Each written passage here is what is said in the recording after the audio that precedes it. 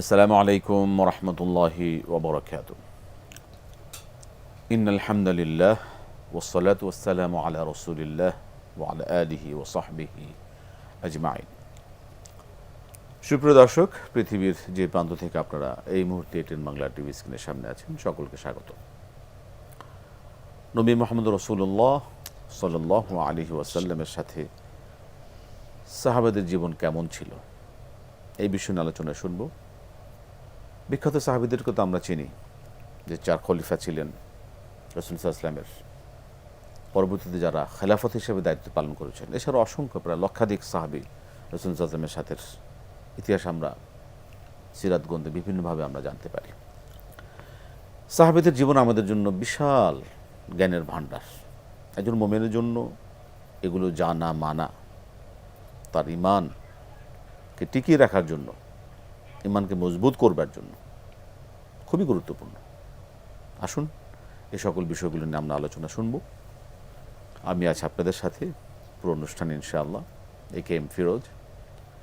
আলোচনা আজকে আমাদের সাথে অংশগ্রহণ করছেন আমাদের সকলের প্রিয় মানুষ, এটিএন বাংলার প্রিয় মুখ, শেখুল আল্লাম শেখ ডক্টর শহীদুল ইসলাম বারাকাতি হাফিজাহুল্লাহ।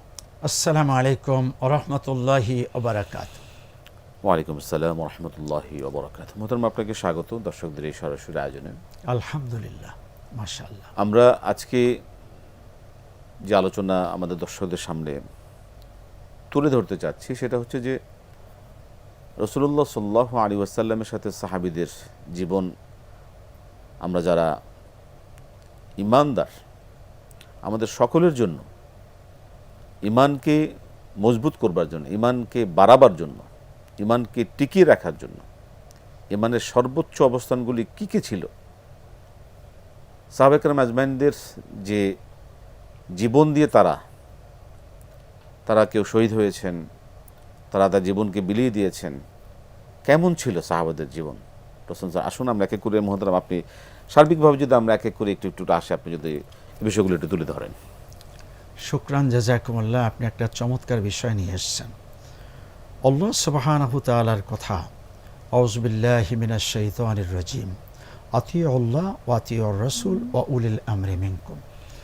আল্লাহর আনুগত্য করো, রাসূলের অনুসরণ করো, এবং তোমাদের মধ্যে যারা উলিল আমর, নেতৃস্থানীয়, কোরআন মানে, হাদিস মানে, রাসূলকে মেনে জীবনকে পৃথিবীর মানুষের সামনে উপহার দিয়েছেন, এমন ব্যক্তিদেরকেও মানো। তো সেই মানার ক্ষেত্রে সাহাবায়ে কেরামের কোনো জুরি নেই। মানে সাহাবায়ে কেরাম হলো সবচেয়ে মানে প্রথম জি এই নিদর্শন। এই যে দুনিয়ার কিছু মানুষদেরকে বলা হয় স্টার, সুপারস্টার, আসলে এগুলো বাহুল্য কথা। বিভিন্নভাবে বলা হয়ে থাকে আমাদের আদি পিতা বা আমাদের এই বিষয়ের ফাদার অফ এই বিভিন্নভাবে উপাধি দেওয়া হয়। এই সার্টিফিকেটটা কেবল পেতে পারেন সাহাবায়ে কেরাম, যাদের ব্যাপারে আল্লাহ সুবহানাহু ওয়া তাআলা এই কথা বলেছেন যে রাদিয়াল্লাহু আনহুম ওয়া রাদু আন সীমাহুম ফি উজুহিহিম মিন আসারিস সুজুদ। আল্লাহু আকবার। এই সাহাবায়ে কেরামের জীবন আসলে এই সংক্ষিপ্ত পরিসরে কতটুকু আর বলা যাবে, একটু আপনি যেহেতু বলছেন একটু একটু করে বলি। এক নাম্বার, খাদিজাতুল কুবরা রাদিয়াল্লাহু তাআলা আনহা, প্রথম সাহাবী। রাসূল কারীম সাল্লাল্লাহু আলাইহি ওয়াসাল্লামের সাথে তার জীবনটা কেমন ছিল? এমন ছিল যে নবুয়ত প্রাপ্তির পূর্বেই রাসূল সাল্লাল্লাহু আলাইহি ওয়াসাল্লাম বিশ্ব মানবতার কল্যাণের জন্য গবেষণা করতে হেরার গুহায়। সেখানে রাসূল ভবিষ্যতে রাসূল হবেন, এজন্য তাকে আল্লাহ নিয়েছেন। কিন্তু একজন মহিয়সী নারী কত বড় সাহসী, আবার স্বামীর জন্য, রাসূলের জন্য কত বড় উদার হলে তার পক্ষে এটা সম্ভব, যেটা বর্তমানেও পৃথিবীতে এত উন্নতির যুগেও ওখানে উঠতে বহু লোকেরা হিমশিম খায়, অনেকে সাহস করে না। কিন্তু সেই সময় উন্নতি আর অগ্রগতি ছিল না। কণ্টকাকীর্ণ, ঝঞ্ঝাময়, মৃত্যুর বিভীষিকায় পরিপূর্ণ যে রাস্তা, যে দুর্গম, সেই পাহাড় বেয়ে বেয়ে রাসূল কারীম সাল্লাল্লাহু আলাইহি ওয়াসাল্লামের জন্য খাবার, পানি এবং খেজুর পৌঁছিয়ে দিয়ে এসছেন। কেমন ছিল রাসূলের সাথে তার জীবন? এটা হলো একজন রাসূল বা একজন স্বামীর জন্য স্ত্রী এমন হওয়া উচিত। দুই নম্বরে, রাসূল সাল্লাল্লাহু আলাইহি ওয়াসাল্লাম নবুয়ত প্রাপ্ত হলেন, কাঁপতে কাঁপতে তিনি বাড়িতে আসলেন, বললেন জাম্মিলুনি জাম্মিলুনি লাকাদ খাশিতু আলা নাফসি। আমাকে কম্বল জড়িয়ে দাও, আমার জীবনের ব্যাপারে আশঙ্কা করছি। অর্থাৎ রাসূল চিন্তা করছেন কোনো জিনে ভূতে আমাকে ধরল কিনা। কিন্তু মহিয়সী সেই নারী, তিনি বললেন, আল্লাহি আবুল কাসিম সাল্লাল্লাহু আলাইহি ওয়াসাল্লাম ইন্নাকা লা তুহসিক, আপনাকে কসম খেয়ে বলছি আল্লাহ ধ্বংস করবেন না। আপনি যেহেতু দুস্থ মানুষের সেবা করেন, এতিমদের মাথায় হাত বুলিয়ে দেন, অভাবীদের খাদ্য দেন এবং কোনো মানুষের বোঝা বাড়িতে পৌঁছিয়ে দেন, এমন মানুষকে আল্লাহ ধ্বংস করতে পারেন না। অর্থাৎ ওনার কনফিডেন্স স্বামীর ব্যাপারে এতটা বেশি। ঠিক স্ত্রী যদি এমন হয় আর স্বামীও যদি এমন হয়, সেখানে শান্তি আসবে না খেয়ে থাকলেও। ঠিক এমনটি আমাদের মায়েদের বোনদের জন্য, বিশ্বের স্বামীদের জন্য পরম শিক্ষণীয়। মানে রাসূল সাল্লাল্লাহু আলাইহি ওয়াসাল্লামের মোহতারাম প্রথম সাহাবী তো খাদিজাতুল খাদিজাতুল কুবরা কুবরা রাদিয়াল্লাহু আনহা, জি, এবং তার জীবনের যে ত্যাগ তিতিক্ষা, সাংঘাতিক। তার যে উদারতা, তার যে দান এবং তার যে সাহসিকতা, জি, তার যে একনিষ্ঠতা, তার যে বলিষ্ঠতা, তার যে দৃঢ়তা, ধৈর্য, শৌর্য, এইগুলো আসলে আমাদের জন্য মানে আমরা কিভাবে আমরা মানে তাদের কি ছিল এইগুলো জানা শোনার পর আমরা কোথায় আছি, এই বিষয়টা আমরা কিভাবে আসলে এটা আমাদের জন্য দুঃখজনক। কথায় কথায় স্বামীকে তুচ্ছ করা, তাচ্ছিল্য করা, আঘাত করা, স্বামীর অবাধ্য হওয়া এবং হারাম কাজে লিপ্ত হয় স্বামীকে যে জানিয়ে শুনিয়ে, এগুলো তো কত যে দুঃখজনক। কেন আজকের পৃথিবীতে ঘরগুলিতে শান্তি নেই?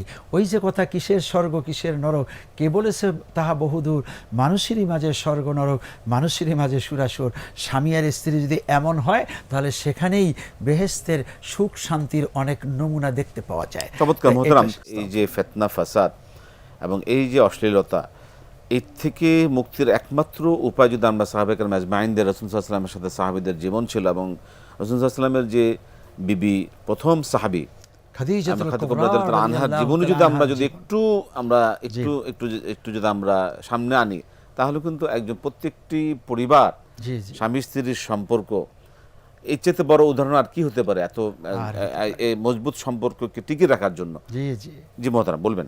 আচ্ছা, হলো যে একা খাদিজাতুল কুবরা রাদিয়াল্লাহু তাআলা আনহার জীবন রাসূলের সাথে কেমন ছিল, এটা বলে আমরা দিনের পরে দিন শেষ করতে পারবো। শুধু একটু টাচ দিয়ে যাচ্ছি।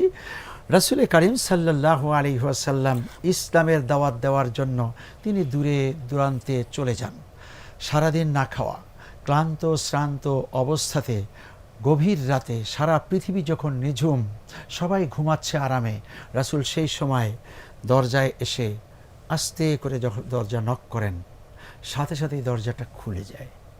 এইভাবে কয়েকদিন হওয়ার পরে রাসূল জিজ্ঞেস করলেন, খাদিজা তুমি কি ঘুমাও না? বললেন, ইয়া রাসূল আল্লাহ, আপনি আল্লাহ পাকের রাসূল, আমার স্বামী, এই পৃথিবীর শ্রেষ্ঠ মানুষ, আপনি কালেমার দাওয়াত দিতে যান আর আমি আরামে ঘুমাবো, আর আপনি এসে খাদিজা খাদিজা বলে চিৎকার করবেন, আপনার সাথে আমার বেয়াদবি হবে। এ কারণে আমি এই দরজার পাশে দাঁড়িয়ে আপনার জন্য অপেক্ষা করতে থাকি। ঠিক এই যদি হয় একজন স্ত্রীর কাজ, ওই স্বামী স্ত্রীর প্রতি কেন মায়া আসবে না? যাই হোক, এখান থেকে আরো অনেক বলতে পারছি না, মোহতারাম, চলে যাই এবার আবু বকর সিদ্দিক রাদিয়াল্লাহু মানে আমরা খুবই উল্লেখযোগ্য মোহতারাম, আপনি প্রাসঙ্গিকভাবে চলে এসেছেন এবং খুবই গুরুত্বপূর্ণ, বিশেষ করে আমাদের সম্মানিত মা বোন যারা আজকে আয়োজন দেখছেন তাদের জন্য।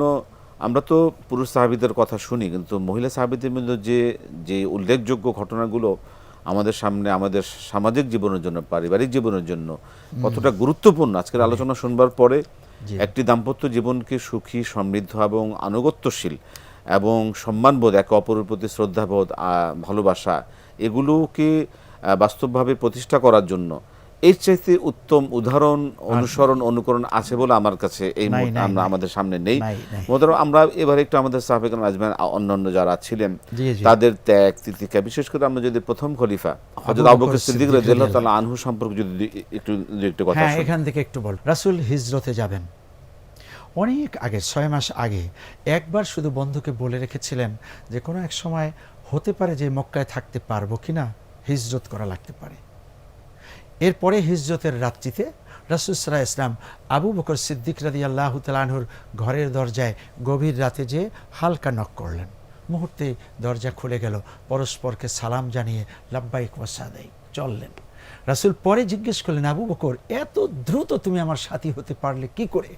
বললেন, সেই যে অনেক আগে আপনি বলেছেন, সেই দিন থেকে আরামকে হারাম করে দরজার পাশে দাঁড়িয়ে অপেক্ষা করছি কোন সময় রাসূল এসে আমাকে নক করবেন। সেই সময় আমার প্রস্তুতি নিতে দেরি হয়ে যাবে, রাসূল হয়তো বিপদে থাকবেন। এই যে আচরণ রাসূলের সাথে। আবার চলে গেলেন গারে সুরে, সেখানে রাসূল সাল্লাল্লাহু আলাইহি ওয়াসাল্লাম আর আবু বকর কষ্টে একটা গুহার ভিতরে বসেছেন। সেই সময় রাসূলের ঘুম হচ্ছে, মানে উম্মতের টেনশনে বহুদিন ঘুম নেই। রাসূলের একটু ঝিমানি দেখে আবু বকর সিদ্দিক রাদিয়াল্লাহু তাআলা আনহু এই পাটা লম্বা করে রাসূলকে বললেন, বেয়াদবি না নিয়ে আমার এই রানের উপরে মাথাটা রেখে আপনি একটু ঘুমান। রাসূল ঘুমাচ্ছে। আবু বকর সিদ্দিক রাদিয়াল্লাহু তাআলা আনহু দেখতে পেলেন অনেকগুলো গর্ত দেখা যাচ্ছে। চিন্তা করলেন, এর মধ্যে থেকে কোনো সাপ বিচ্ছু বেরিয়ে আসতে পারে, রাসূলকে আঘাত করতে পারে, তাহলে এখানে তো নিরাপদ নয়, কি করতে পারি?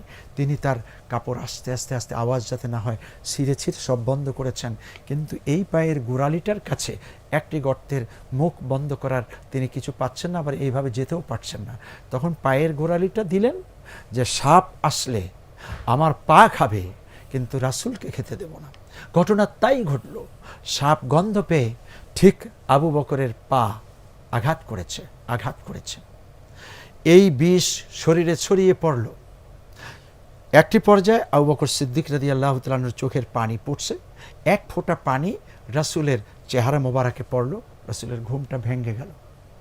রাসূল তাকিয়ে দেখেন চেহারাটা মলিন, চক্ষু থেকে দরদর করে পানি ঝরছে। কি হয়েছে বন্ধু, কাঁদেন কেন? বাড়ির কথা মনে পড়েছে, ছেলেমেয়ের কথা মনে পড়েছে, এলাকা ছেড়ে চলে যাচ্ছি, সম্পদের কথা মনে পড়েছে? বললেন, না ইয়া রাসূলুল্লাহ। কি হয়েছে? বললেন যে আমি সব গর্ত বন্ধ করতে পেরেছি, কিন্তু একটি পারিনি। ওইখানে মনে করেছি যদি সাপ আসে আমার পা খাবে, তবু আপনাকে আঘাত করতে দেব না। ঠিক তাই হয়েছে, আমার পায়ের উপরে সাপ আঘাত করেছে। বললেন, কয়টা আঘাত করেছে? বললেন, 14টি আঘাত করেছে। বললেন, কেন আমাকে জাগালেন না? বললেন, আপনি রহমতুল্লিল আলামিন, আমি যদি আপনাকে জাগাই তাহলে আপনার সাথে বেয়াদবি হয়ে যাবে, ঘুমটা নষ্ট হবে। আমি কেন আমার জীবনটা দিতে পারি, তবুও রাসূলের সাথে বেয়াদবি করতে পারি না। আল্লাহর হাবিব সাল্লাল্লাহু আলাইহি ওয়াসাল্লাম নিজেও চোখের পানি ছেড়ে দিলেন, বললেন, একটু দেখি। দেখলেন যে সাপ কামড়াতে কামড়াতে গোশত ছিঁড়ে নিয়ে গিয়েছে এবং গুহা রক্তে ভিজে গিয়েছে। রাসূল সাল্লাল্লাহু আলাইহি ওয়াসাল্লাম মুখের থেকে একটু লালা লাগালেন, আর মুহূর্তে আবু বকর সিদ্দিক রাদিয়াল্লাহু তাআলা আনহু সুস্থ হলেন। রাসূলের সাথে কেমন ছিল আবু বকর সিদ্দিক রাদিয়াল্লাহু তাআলা আনহুর জীবন? এটা হলো তার আরেকটি নমুনা। এমন নজির অসংখ্য আছে, তার ভিতরে আরেকটা, তার সাথে সাথী হওয়ার কারণে জীবনটি দিয়ে দিবেন, এ সমস্ত চিন্তার কারণেই আল্লাহ পাক কবুল করেছেন যে মৃত্যুর পরে আপনার সাথী আপনার পাশেই থাকবেন। ঠিক এখনও রাসূল কারীম সাল্লাল্লাহু আলাইহি ওয়াসাল্লামের পাশেই আবু বকর সিদ্দিক রাদিয়াল্লাহু তাআলা আনহু ঘুমিয়ে আছেন। এবার ওমর রাদিয়াল্লাহু তাআলা আনহুর জীবন থেকে যদি একটু বলতে যাই, আপনার যদি কিছু বলার থাকে। দ্বিতীয় খলিফা, আমাদের দ্বিতীয় খলিফা মোহতারাম আবু বকর সিদ্দিক রাদিয়াল্লাহু আনহু সহ রাসূল সাল্লাল্লাহু আলাইহি ওয়াসাল্লাম যে উল্লেখযোগ্য যে 4 জন সাহাবী বা খলিফা ছিলেন, তাদের আলোচনা একটি অনুষ্ঠানে এই অল্প সময়ে সব শেষ করা সম্ভব না। আমরা যদি একটু রাসূল সাল্লাল্লাহু আলাইহি ওয়াসাল্লামের জন্য তাদের জীবনকে যারা বিলিয়ে দিতে পেরেছেন, তাদের জন্য আর দুনিয়ার আর কি আছে। আমরা জানি যে রাসূল সাল্লাল্লাহু আলাইহি ওয়াসাল্লামের বিভিন্ন সময়ে ইসলাম প্রতিষ্ঠা করার ক্ষেত্রে, ইসলামকে ছড়িয়ে দেওয়ার লক্ষ্যে প্রচার প্রসারের জন্য আল্লাহ রাসূল বিভিন্নভাবে অনেক সময় সাহাবাদেরকে আহ্বান করেছিলেন। সেক্ষেত্রে সাহাবাদের যে ত্যাগ, সাহাবাদের যে উদারতা, সাহাবাদের যে ঝাঁপিয়ে পড়া, এই বিষয়ে যদি আমাদের দর্শকদের সামনে একটু তুলে দেন, আমরা আমাদের প্রত্যেকের ব্যক্তিগত পর্যায় থেকে রাষ্ট্রীয়ভাবে আমরা যাই হোক, ব্যক্তিগতভাবে আমরা একজন মুমিন হিসাবে সাহাবাদের এই শিক্ষা দীক্ষা থেকে রাসূল সাল্লাল্লাহু আলাইহি ওয়াসাল্লামের মহব্বত, রাসূল সাল্লাল্লাহু আলাইহি ওয়াসাল্লামের এই দিনকে, আল্লাহর দিনকে প্রতিষ্ঠা করার জন্য আমরা কে কতটুকু দায়িত্ব পালন করছি, কে কতটুকু কি করতে পারছি, কি করা উচিত, এই বিষয়ে যদি একটু বলতেন। ওমর রাদিয়াল্লাহু তাআলা আনহু থেকে ওই বিষয়ে একটু বলি। জি। তিনি ইসলাম কবুল করলেন, দাঁড়ালেন, তরবারিটা খাপ মুক্ত করলেন, চারিদিকে তাকালেন, তাকায় দেখে কাফেরেরা বিভিন্ন টিলায়, পাহাড়ে এবং পাথরের আড়াল থেকে দেখতেছে দৃশ্য। আরে ওমর গেল রাসূলকে দ্বিখণ্ডিত করার জন্য, গর্দানটা কেটে আবু জেহেলের কাছে পৌঁছাবে, পুরস্কার নেবে, আর সেই ওমর তরবারি পায়ের নিচে রেখে দিয়ে রাসূলের কাছে কালেমা পড়ে মুসলমান হয়ে গেল। কাণ্ডটা কি ঘটলো? এই দৃশ্যটা দেখার জন্য কাফেরেরা তাকিয়ে আছে। ওমর রাদিয়াল্লাহু তাআলা আনহু তরবারিটা উঁচু করে বললেন, কাফেরেরা শুনে রাখো, এই তরবারি ছিল এতদিন পর্যন্ত কাফের, তরবারিটা ইসলাম কবুল করেছে, ওমর ইসলাম কবুল করেছে, এখন থেকে ইসলামের কোনো মুসলমানকে কেশাগ্রে আঘাত করতে যদি অগ্রসর হও, ওমরের তরবারি কেটে ছিন্ন ভিন্ন করে দেবে। হুঙ্কারে কাফেরেরা চারিদিকে ছত্রভঙ্গ হয়ে গেল। এই সময় ওমর রাদিয়াল্লাহু তাআলা আনহু বললেন, ইয়া রাসূলুল্লাহ, এতদিন পর্যন্ত আপনারা চুপচাপে গোপনে গোপনে নীরবে ইসলামের কথা বলেছেন, এখন আর তা না, এখন প্রকাশ্যে বাইতুল্লাহর চত্বরে যে আপনার ইমামতিতে সলাত আদায় করুন। রাসূল সাল্লাল্লাহু আলাইহি ওয়াসাল্লাম বললেন, ওমর একটু থামো। বললেন, না, এখনই চলছেন। এই সময় 40 জন মুসলমান রাসূলের নেতৃত্বে এগুচ্ছেন। ওমর রাদিয়াল্লাহু তাআলা আনহু বলেন, একবারে চুপচাপ যাব না, কিছু বলে কয়ে, কি যে আল্লাহর উপরে ঈমান গ্রহণ করেছি, আল্লাহর শ্রেষ্ঠত্ব। সাথে সাথে তিনি বললেন, আল্লাহু আকবার। সবাই বলেন আল্লাহু আকবার। এই আল্লাহু আকবার তাকবীর ধ্বনি শুরু হয়ে গেল। এই সমস্যা বলতে গেলে আমরা যেটা বলি মিছিল করতে করতে, মানে তাকবীর মিছিল করতে করতে আজকের পৃথিবীতে মিছিল বা তাকবীরের আওয়াজ পৃথিবীতে যেখানেই মুসলমান দেখ না কেন, এটা মুসলমানের শ্রেষ্ঠ অস্ত্র। এটা ওমর রাদিয়াল্লাহু তাআলা আনহু থেকে শুরু হয়েছে সমস্বরে যৌথভাবে। এরপরে ঠিকই আল্লাহ তাকবীর ঘোষণা করেন। হ্যাঁ, বাইতুল্লাহ চত্বরে যে রাসূল সাল্লাল্লাহু আলাইহি ওয়াসাল্লামের ইমামতিতে সালাত আদায় হলো, এই যে আসসালাত আজান যেটা বলি, ওমর রাদিয়াল্লাহু তাআলা আনহু প্রথম এটা শুরু করেন। এইটা হলো আমাদের সকলের জন্য সাহসিকতা, হিম্মত, ঈমান, চেতনা, জিহাদ, মুজাহিদি ভাব, এই শিক্ষাটা ওমর থেকে আমরা এতটুকু এখান থেকে নিলাম। এবার আপনি যে ত্যাগের কথা বলেছেন, ত্যাগ থেকে একটু বলবো। তালহা রাদিয়াল্লাহু তাআলা আনহু উহুদের যুদ্ধে রাসূল সাল্লাল্লাহু আলাইহি ওয়াসাল্লাম কাফেরদের আঘাতে যখন ক্ষতবিক্ষত হয়ে পড়ে গেলেন, তখন তালহা রাদিয়াল্লাহু তাআলা আনহু আরও 29 জন সাহাবী নিয়ে রাসূলকে রক্ষা করার জন্য ছুটে আসলেন। বৃত্তের মতো গোলাকার দাঁড়িয়ে গেলেন, রাসূল মাঝখানে পড়ে আছেন। মুসলমান 30 জন দাঁড়িয়ে কাফেরদেরকে বলে দিলেন, একজন কাফের যদি অগ্রসর হও উড়িয়ে দেব। কিন্তু কাফেররা ওই সময় এতটাই সাহসী হলো যে একটা একটা করে মুসলমানকে শহীদ করে ফেলল। 29 জন সাহাবী শহীদ হয়ে গেলেন। একা তালহা রাদিয়াল্লাহু তাআলা আনহু তখনও পর্যন্ত জীবিত আছেন। একটা কাফের আঘাত দিয়ে তার ডান হাতটা কেটে ফেলেছে, আর একটা বাম হাত কেটে ফেলেছে। তিনি যুদ্ধের ভিতরে ছিলেন, আর এই অবস্থায় এই ঘটনাটা ঘটল। এরপরে তালহা রাদিয়াল্লাহু তাআলা আনহু দুটি কাটা হাত দিয়ে তরবারিটা বুকের সাথে চাপ দিয়ে কাফেরদের সাথে লড়ছেন। কাফেররা চারিদিক থেকে তীর, নেজা, বল্লম মেরে তালহা রাদিয়াল্লাহু তাআলা আনহুকে জমিনে ফেলে দিল। আলী রাদিয়াল্লাহু তাআলা আনহু ছুটে আসলেন, রাসূলকে পিছনে রেখে আলী রাদিয়াল্লাহু তাআলা আনহু সিনা মোবারক এইভাবে পেতে দিয়ে বললেন, কাফেররা যত পারো আলীকে মারো, রাসূলুল্লাহর গায়ে আর একটি আঘাত লাগতে দেব না।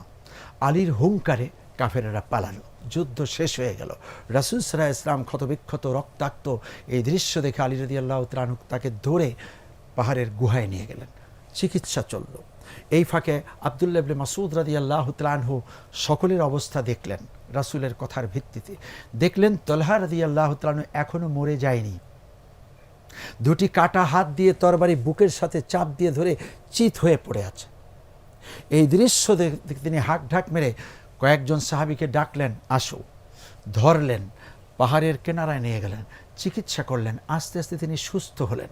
বুখারী কিতাবুল মাগাজির হাসিয়ার মধ্যে আছে যে ইবনে মাসউদ রাদিয়াল্লাহু তাআলা আনহু একটু সুস্থতার সময় প্রশ্ন করেছিলেন যে, বন্ধু, তোমার গায়ে আমি গুনে গুনে দেখেছি 99টি জখম, এত জখম তুমি কি করে সহ্য করলা? তখন তিনি বলেছিলেন যে, বন্ধু, আমি রাসূলকে রক্ষা করার জন্য দাঁড়িয়েছিলাম। 99 নয়, 99 লক্ষ জখমও যদি হতাম আর আমি দাঁড়িয়ে থাকতে পারতাম, তাহলে রাসূলের মহব্বতে দাঁড়িয়ে থাকতাম। আপনি যে ত্যাগের কথা বলছেন, এই হলো ত্যাগ, এই হলো কোরবানি। বাবা হারিয়েছে, দুঃখ নেই। স্বামী হারিয়েছে, দুঃখ নেই। ছেলে হারিয়েছে, দুঃখ নেই। রাসূল জীবিত আছেন, এটাই আমার সান্ত্বনা। এই ছিল একজন আনসারী মায়ের কথা। অতএব রাসূলের সাথে সাহাবায়ে কেরামের জীবন, ত্যাগ, কোরবানি বলে শেষ করা যাবে না। একটা অনুসরণ, এটা কি বলার সুযোগ থাকলে একটি অনুসরণ, আব্দুল্লাহ ইবনে ওমর রাদিয়াল্লাহু তাআলা আনহু একজন প্রবীণ সাহাবী ছিলেন, এবং যারা মুকাসসিরিনে হাদিস, 6 জন বড় বড় হাদিস বেত্তা, সর্বাধিক হাদিস বর্ণনাকারী, হ্যাঁ, আবু হুরায়রা রাদিয়াল্লাহু তাআলা আনহু, আয়েশা সিদ্দিকা রাদিয়াল্লাহু তাআলা, আনাস ইবনে মালিক রাদিয়াল্লাহু তাআলা, আব্দুল্লাহ ইবনে আব্বাস রাদিয়াল্লাহু, আব্দুল্লাহ ইবনে ওমর রাদিয়াল্লাহু তাআলা। এই আব্দুল্লাহ ইবনে ওমর রাদিয়াল্লাহু তাআলা আনহু বাহরুল উলুম, অন্য দিকের জ্ঞানও ছিল। তাকে প্রশ্ন করা হয়েছিল, এত জ্ঞান আপনি কিভাবে অর্জন করলেন? ওই যে একটাই কারণ, সেটা হলো রাসূল যা বলেছে, যা করেছে তা আমি অনুসরণ করার চেষ্টা করেছি। কিভাবে? তখন তিনি বললেন, হিজরতে আমি রাসূলের সাথী ছিলাম না, কিন্তু আমি হিজরত করার পরে রাসূল থেকে জিজ্ঞেস করলাম, ইয়া রাসূলাল্লাহ, আপনি মক্কা থেকে মদিনায় কিভাবে এসছেন? রাসূল বললেন, আমি এইভাবে এইভাবে হাঁটছি, এখানে একটু বসছি, এখানে একটু আমি পেশাব পায়খানার হাজতটা সেরেছি, এইভাবে করে করে এসছি। পুরো বর্ণনা শুনে তিনি চুপচাপ এগুলিকে মেমোরাইজ করলেন, আবার বর্ণনা শুনলেন, আবার শুনলেন। এরপরে রাসূলের কাছ থেকে অনুমতি নিলেন, আমি একটু মক্কায় যাব, আবার আসবো। তিনি মক্কা থেকে আবার মদিনা পর্যন্ত ওই পদ্ধতিতে হাঁটছেন, যে যেখানে রাসূলের কদম সেখানে তার কদম, যেখানে রাসূল বসছেন সেখানে তিনি একটু বসছেন, যেখানে রাসূল সলাত আদায় করছেন সেখানে তিনি সলাত আদায় করছেন, যেখানে রাসূল একটু পেশাব পায়খানার হাজত ছাড়ার জন্য গেছেন তিনি সেখানে। অর্থাৎ 100% না হলেও তার ভিতরের ভাবটা, আমি 100% রাসূলকে অনুসরণকারী, রাসূলের পদচিহ্ন পর্যন্ত আমি অনুসরণ করব। পেশাব পায়খানা থুতু কপ নিক্ষেপ তাও আমি অনুসরণ করব। আমি এই অনুসরণের কারণে আমাকে মানুষেরা বাহরুল উলুম বলে। ঠিক এইভাবে আমাদেরও করা উচিত। আমরা যারা আল্লাহকে ভালোবাসি, আল্লাহ তো স্পষ্ট আয়াত বলে দিয়েছেন, কুল ইন কুনতুম তুহিব্বুনাল্লাহ ফাত্তাবিউনি ইউহিব্বুকুমুল্লাহ, যে তোমরা যদি আমাকে ভালোবাসতে চাও তাহলে রাসূল সাল্লাল্লাহু আলাইহি ওয়াসাল্লামকে ভালোবাসো, তাহলে আমাকে ভালোবাসা।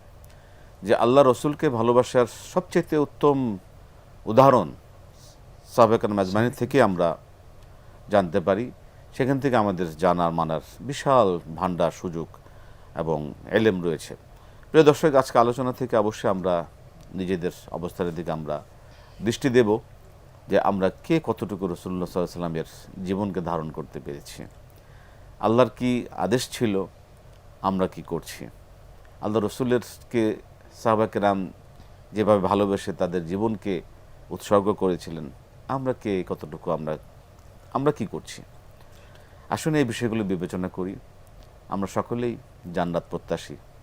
জান্নাত পেতে হলে রাসূল সাল্লাল্লাহু আলাইহি ওয়াসাল্লামের শাফায়াত পেতে গেলে আমাদের কিন্তু আল্লাহ রসুলকে অনুকরণ ছাড়া এবং সাহাবায়ে কেরাম আজমাইনদের অনুসরণ জানা মানা ছাড়া সম্ভব না। আল্লাহ পাক আমাদেরকে সকল বিষয়কে আরো জানার, আরো মানার তৌফিক দান করুন। আমিন। এই আশাবাদ ব্যক্ত করে মতন আপনাকে আবারও আন্তরিক মোবারকবাদ জানাচ্ছি, ধন্যবাদ জানিয়ে আজকে অনুষ্ঠান থেকে বিদায় নিচ্ছি। সকলকে আগামী অনুষ্ঠান দেখবার আমন্ত্রণ রইল। আসসালামু আলাইকুম ওয়া রাহমাতুল্লাহি ওয়া বারাকাতুহু।